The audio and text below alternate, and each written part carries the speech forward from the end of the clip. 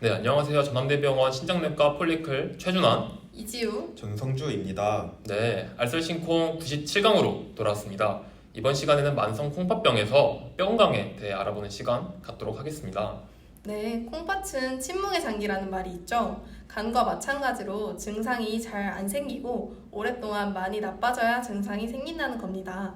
혹시 콩팥이 나빠지면 어디가 안 좋아지는지 아시나요? 수분이랑 전해질 대사에 문제가 생기면서 요독 같은 노폐물도 쌓이게 되고 빈혈은 물론이고 심혈관 질환도 잘 생기는 걸로 알아요.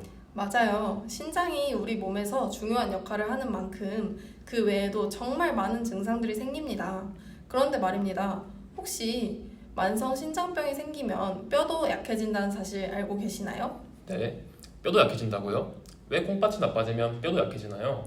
콩팥은 나트륨, 칼슘, 인 등 체내 물질 대사의 균형을 유지하는 기관입니다.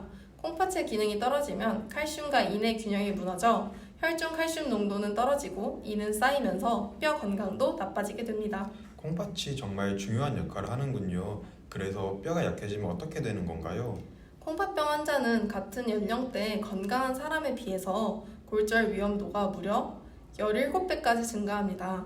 골밀도가 감소하는 골다공증이 생기게 되는데 일반인에게서는 뼈의 안쪽부터 강도가 저하되는 반면 콩팥병 환자는 뼈의 바깥쪽부터 강도가 저하되면서 허벅지뼈까지 크고 중요한 뼈들에서 골절이 잘 생깁니다. 게다가 뼈에서 빠져나온 칼슘이 인이랑 결합해서 혈관 벽에 돌처럼 딱딱하게 쌓이게 되면서 심혈관계 질환 가능성도 증가합니다. 네, 골다공증은 소리 없는 뼈도둑이라는 말이 있을 정도로 삶의 질을 떨어뜨리는데요. 그래서 나빠지기 전에 미리 뼈 건강을 체크하는 것이 정말 중요할 것 같아요. 어떻게 미리미리 뼈 건강을 체크할 수 있을까요? 네, 바로 골밀도 검사를 통해서 뼈 건강 상태를 확인해 볼 수 있습니다. 골밀도 검사와 방사선을 이용해서 뼈의 밀도를 측정하는 검사로 골다공증이나 골연화증을 조기에 발견할 수 있습니다. 그럼 골밀도 검사는 어떤 사람이 받아야 하나요? 주로 폐경 이후 여성이나 고령 남성들의 골다공증 위험군을 대상으로 하는데요. 만성 콩팥병처럼 골밀도가 떨어지는 질환이 있으면 검사를 받아보는 것이 좋습니다. 또 콩팥병 환자분들 중에서 스테로이드를 사용하시는 분들도 계실 텐데요. 스테로이드 역시 골밀도를 떨어뜨리기 때문에 검사를 받아보시기를 추천드립니다. 네, 그러면 얼마나 자주 검사하면 될까요? 일반적으로 2년마다 검사를 시행하는 것이 좋으나 이미 골다공증이 진단되거나 위험이 높은 경우에는 매년 검사하는 것이 좋습니다. 애초에 골다공증으로 진행되지 않게 예방하는 것도 정말 중요하겠어요. 운동을 하면 뼈 건강에 도움이 될까요? 네, 물론이죠. 적당한 자극을 주면 뼈의 강도가 강해질 수 있습니다. 맨손 체조나 걷기, 조깅, 팔굽혀펴기나 간단한 웨이트 등의 운동은 필수입니다. 네, 그러면 음식은 어떻게 먹는 게 좋을까요? 몸에 인이 너무 많으면 칼슘과 인의 균형이 무너져서 뼈 건강이 악화되므로 인 함량이 높은 유제품, 견과류 등은 물론이고 가공육이나 탄산음료도 무기인이 포함된 첨가물이 많기 때문에 피해주시는 것이 좋습니다. 조심을 한다 해도 전부 피하는 건 정말 어려울 것 같아요. 최대한 조심하며 먹어도 인 조절이 안 된다면 어떻게 해야 하나요?